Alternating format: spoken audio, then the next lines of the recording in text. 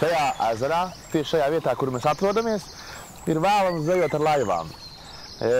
Redziet, zābaki, lai cik viņi būtu gari, nepalīdz. Diezgan tālu esam iebraduši, bet zīvis nemana. Esam Stropu ezerā, netālu no Daugavpils, ja pareizāk Daugavpilī. Šis ezers esot zilā karoga ezers, vienīgais Latvijā. Un tādēļ ir vērts doties uz šejieni, apskatīties, visticamāk labi nopeldēties. Un ja ir kāds braucamrīks, matracis vai piepūšamā laiva, tad var doties arī pažvejot. Man gadījās piesmelt zābaki, tādēļ šai vietā konkrēti ar tik īsiem zābakiem īsti nebūs ko. Un man vienam būs garlaicīgi, tādēļ mēs izlēmām. Tad mēs mēģināsim varbūt apskatīt citas ūdens tilpnes Daugavpils pilsētas teritorijā. Un smukas sakoptas vietas, kur var braukt un ķert un mēģināt un labi pavadīt laiku. Nu tad aiziet. Aiziet. Nu, tā, turi. Oskars. Centies.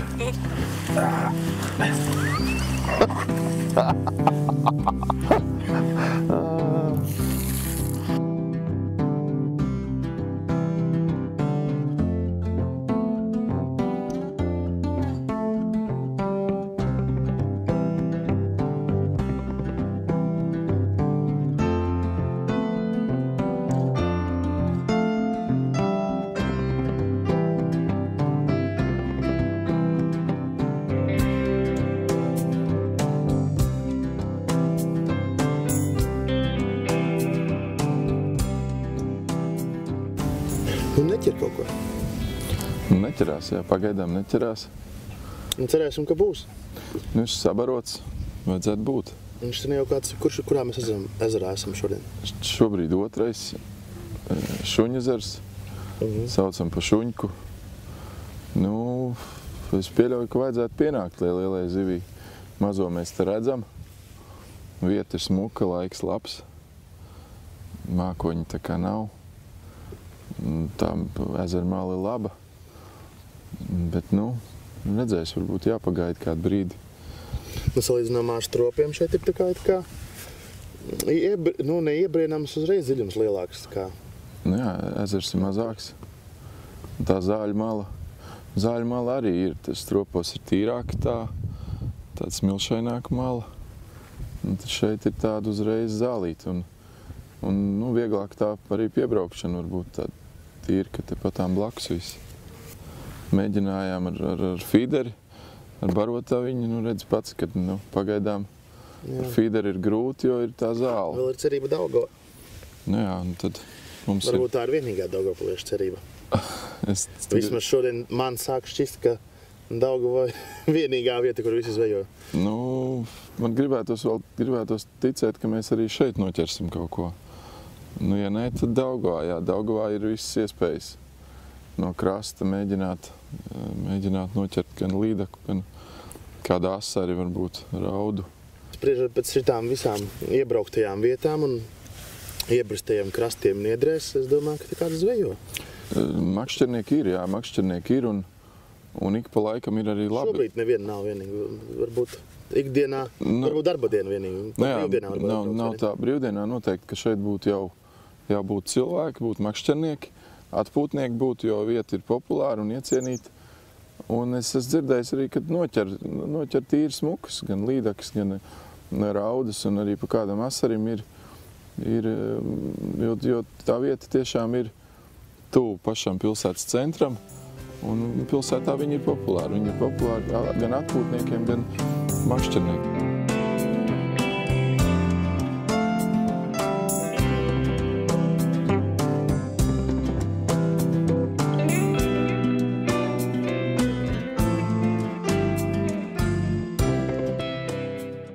Mazās zivs ir pie krasta pa kādai, bet gribās kaut ko lielāku. Un mēģinam nosist ludiņu. Kādai arī viena bišķiņa tuvāk. Apkārt Turpat vien būs vēl vienu. Baigi labi smaržo. Vaniļa. Ja? Varētu tad kā uzēt.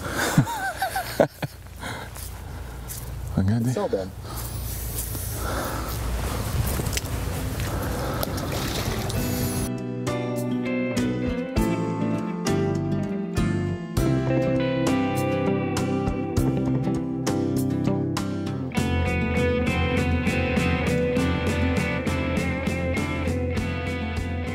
Un vēl vienam brīnišķīga vieta, man liekas, Daugava ir. Daugavpilī. Pilsētas centrs ir tepat tām otrā pusē. Jā, kaut kas ir. Vajag domā? Vajag darīt to. Dari to ātri. Hop, asi un turi vuru. Redz kā ir. Šodien mēs mēģinām uz Grunteni, ja? Jā, mēģinām. To par Grunteni sauc. Daugavpils centrā. Tas bija kaut kas riktīgs tikko. Daugavpils pašā centrā uz Grunteni. Redzēs? Ai. Neaizgāja. Es pildu tavas tradīcijas. Man tagad ir otrs lielākais loms šodien Daugavā. Ideāli. Nu, ideāli. Ideāli. Drīz mēs varēsim likt buņģās, pārliet ar tomātu mērci un atvērt savu rūpnīcu. Ai. Nekas laižam vaļā. Pagaidzi laidīsim skaisti. Tā kā lielās zivis laiž vaļā, vai ne? Mēs neņemsim tādas. Nē, tās nevajag nemaz. Labi, liksim tālāk esmu un spēlēsimies.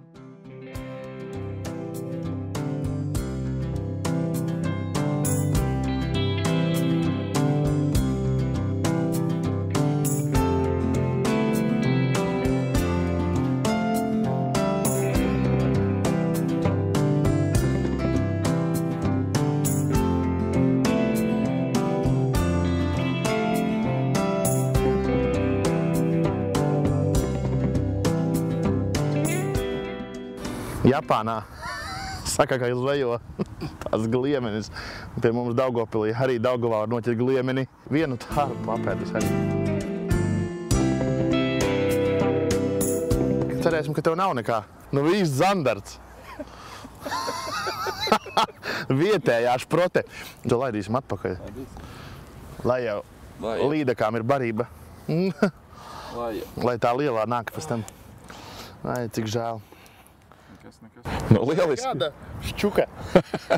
Lieliski, šīs jau ir smuks, apsveicu. Šīs ir smuks, jā. Es tevi pārspēju. Tagad jau tu mani pārspēji. Tātad atliek tikai tev tādu. Man tagad vajag ļoti ātri. Paņemsi spinningu? Paņemšu spinningu un pamēģināšu izvilkt lielāku par šo, jo Izdosies. šis man, liekas, ka es to varu pārspēt šodien. Redzēsim, vai nebūs atkal bailīte. Ir.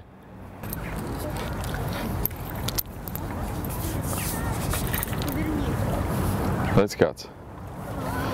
Nekas liels nav, bet tik un tā. Smuks. Dikti smuks. Laižam vaļā? Laikam laižam vaļā.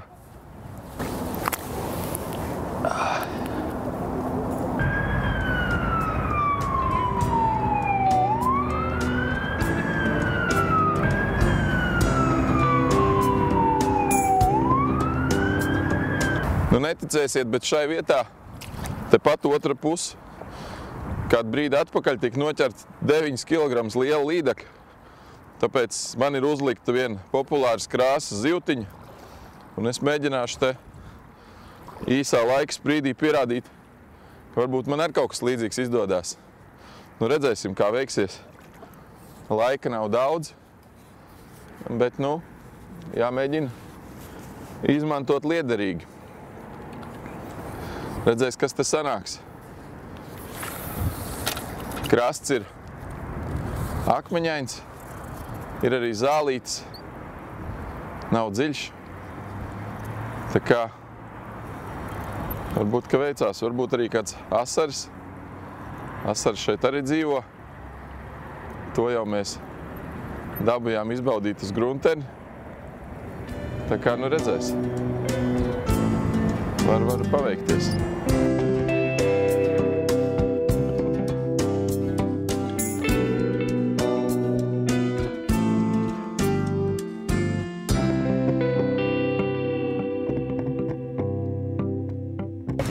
ko, Oskar, diena bija gara, ēst ļoti gribās, tā kā vajadzētu mums laikam iestiprināties, vai ne? Pilnīgi piekrītu. Jā, mēs esam izpadējušies, un kas var būt labāks par kārtīgām vakariņām ar vienu kārtīgu latviešu ēdienu.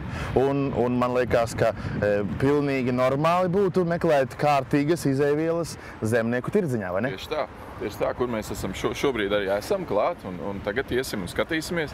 Un ja gatavojam kaut ko tādu, kas mums visiem garšo. Nu, sautējumu. Sautējums derēs? Derēs, taisam kārtīgi latviešu sautējumu. Jā, nu un tad mums vajadzētu kaut ko no pamatā. Jā, kaut ko vajadzētu pamatā. Kartupeļus, jā, varētu kartupeļus, jā. Tad mēs skatīsimies. Nu, jā, mēģinam. Dabā visu to mēģināsim pagatavot. Jā. Ja sākam dabā, tad arī dabā liekam to punktu dienai. Ok. Jā? Zemnieku tirdziņā var arī izvēlēties paši kaut ko, kas jums labāk patīk. Pārdevējs ir ļoti atsaucīgs.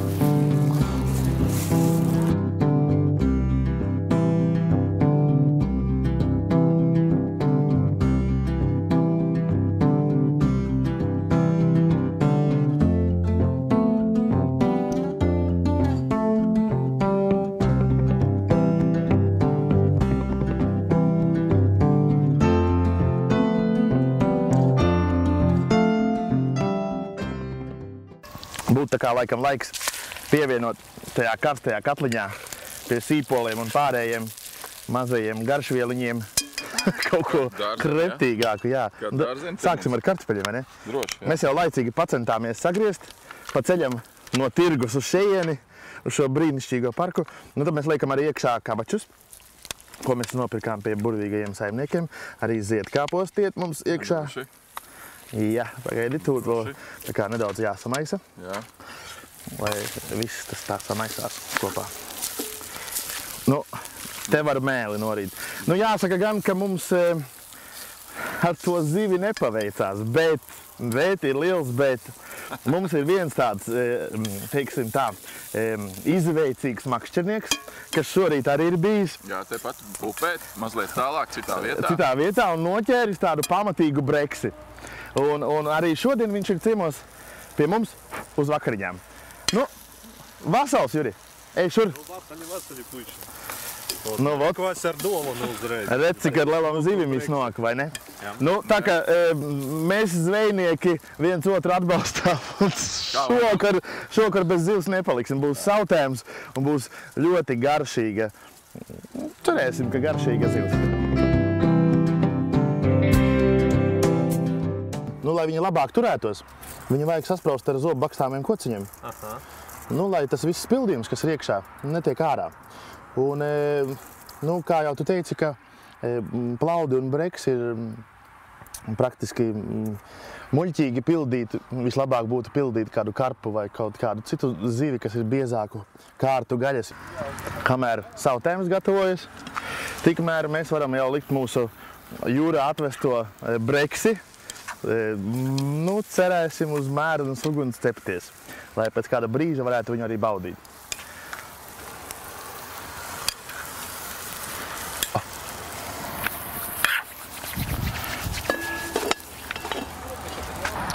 Nu, pie loma gan mēs netikām, bet es uzskatu, ka šī diena bija ļoti raiba, sākot jau ar pašu agro rītu un beidzot līdz pat šim burvīgajam vakaram, kad mēs esam tikušies kopā ar abi Oskari un mūsu draugi. Un es domāju, ka katram zvejniekam, pabeidzot savu zvejas dienu, varbūt kādreiz veicas, varbūt kādreiz neveicas, bet ir savs kāds interesants stāsts varbūt par šo dienu vai arī par kādu citu zvejas dienu, kas ir bijusi. Un mums šodien tādu stāstu nebija. Vienīgais stāsts ir tas, ka mēs neko nenoķērām, bet diena bija piesātināta. Jā. Bet mums ir ciemos viens burvīgs vīrietis, kas zinās pastāstīt kādu zvejnieku stāstu. Es domāju, ka pats svarīgākais copē un makšķerēšanas procesā ir drošība. Obligāti jārūpējas par savu drošību, jo šogad sanāca pārliecināties, ka Tie laika apstākļi bija visdažādākie. Mēs bijām lielajos viļņos, lielajās vētrās. Un sanāca pat tā, ka vienreiz atbraucām uz Copi. Tukšs līcis, neviena nav, brauc viena laiviņa. Un tikai mēs izbraucām uz Copi, iedarbinu motoru un skatāmies, makšķernieks viens ar rokām māja. No ūdens, uz pilnās gāzes piebraucām klāt, skatāmies, makšķernieks ir ūdenī. Glābēja veste 30 metri no makšķernieka. Un te mēs pārliecinājām, ka makšķernieki, neskatoties uz to, ka viņiem draud zaudēt dzīvību, jā, visi apstākļi, ka viņi ir mantkārīgi. Jo vienā rokā viņš turēja makšķeri, ar otru turējās pie laivas borta. Un palūdza vēl, lai mēs aizbraucām pēc vestes. Es tad saniknojos tā drusku, es saku, mēs beigās atbraucām glābt vesti vai ne tevi. Bet mēs viņu ar buksīru transportējām līdz krastam. Viņš visu laiku turēja to spinningu rokā vienā, turēdamies aiz bortā ar otru roku. Un pats labākais bija, kad izvilkām viņu krastā. Viņš iznāca tāds noguris, sāka tīt savu spinningu, un viņam vēl bija āķa galā uzmetusies līdeka. Cilvēks bija ar labu lomu. Bet tas viss tikai tāds ar ironiju izstāstītais atgādina tiešām, ka mums makšķerēšanas procesā obligāti jārūpējas par savu drošību. Tāpēc esam skaidrā, ģērbjamies glābēji vestēs un skatāmies laika apstākļus, lai viss ir tā, ka ar mums nekas ļauns nenotiek. Man ļoti palika atmiņā pirmā un pēdējā pagaidām reize, kad es noķēru savu pirmo līdeku. Ne īpaši lielu, bet zivju zupai kā reiz bija. Atgadījums bija Līgo dienā, gadi 2 atpakaļ, 23. jūnijā ar darba kolēģiem jaukā kompānijā plostojam pa Daugavu. Agrā rītā no Krāslavas uzkāpām uz plostiem, braucam. 6 makšķeres bija, uz katru pusi mētāja ar spinningiem.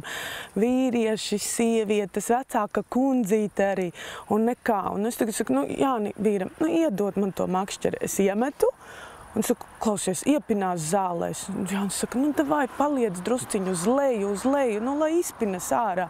Es tur raustu šāvēju, tā hovā zivs ir. Un tā bija vienīgā zivs, ko 6 makšķeres noķēra 8 stundu laikā, kamēr mēs līdz Lutišķu sāģai braucām pa Daugavu. Viņa bija liela tāda? Atļautā izmēra. Es pārliecinājos, ka lielās līdekas man sanāca dzīvē 2 reizes noķert lielās līdekas, tādas rekordlielumā. Abas sakoda man pirkstu. Nē, man nesakoda, es viņu pat bučoju un fočējos un Facebookā arī liku iekšā. Māri, kādas ir tavas attiecības ar makšķerēšanu, zivīm? Šobrīd nekādas. Bet toties kādreiz bērnībā ar vectēvu 7 no rītā sākās makšķerēšana un 7 vakarā kaut kur beidzās. Un tad bija lomi visādi. Es jau teicu, ka īsts makšķernieks ir tas, kurš noķer un pats arī pagatavo. Es cenšos ķert lielās zivis, tad vieglāk un tīri. Bet bieži vien saka, ka mazās ir visgaršīgākās, bet vai tam var piekrist? Varbūt, ka ir. Ja cepti asarīši, tad viennozīmīgi tāds 300-200 gramīgais ceptais asarīts, viņš būs garšīgāks par lielo cepto asari. Tad šī smukā diena mums Daugavpilī ir noslēgusies. Vienā dienā gan grūti ir aptvert visu to dabas skaistumu un pilsētu, ko mēs varam šeit gūt. Es esmu ieguvis daudz labu iespaidu, iedegumu uz sejas, kas vēl kādu laiku, man liekas, liks par sevi manīt. Mums ļoti patika vietas, kur mēs bijām. Noteikti, ka vēl vairāk vietas, kur mēs nepaspējām būt. Ļoti novērtējam to, ka ierodoties šais vietās, bija sakopta vide, par ko rūpējās pilsēta, un to var just. Un mēs būtu ļoti pateicīgi, ja arī jūs, un jebkurš ierodoties šeit, pēc sevis atstātu tikpat skaistu un sakoptu vidi, lai katrs nākošais pilsētas viesis un arī pilsētas iedzīvotājs būtu gandarīts par konkrētās vietas apmeklējumu. Un tiešām baudīt to, ko sniedz pilsēta, jo mums ir fantastisks iespējas pie dabas, pie ūdeņiem atpūsties un izbaudīt to. Teiksim, esiet laipni gaidīti pie mums Mēs esam vienmēr atvērti. Mums ir ko piedāvāt. Pilsēta ir zaļa, ar fantastiskām vietām, viesmīlīgi cilvēki. Ir kur apmesties, ir ko redzēt. Gan no kultūras, gan no mākslas, gan no vides objektiem. Kā arī aktīvai atpūtai, kā mēs ar Oskaru abi divi dabujām izbaudīt to, kas mums patīk, neatejot, teiksim, tepat no pilsētas vidus, no pilsētas sirds, un vienmēr būsiet laipni gaidīti. Ir tikai jāgrib. Jā, ir tikai jāgrib. Un veltiet mazliet laika sev un apmeklējiet šo skaisto vietu. Un satieciet šeit mūs. Jā, labs cilvēks.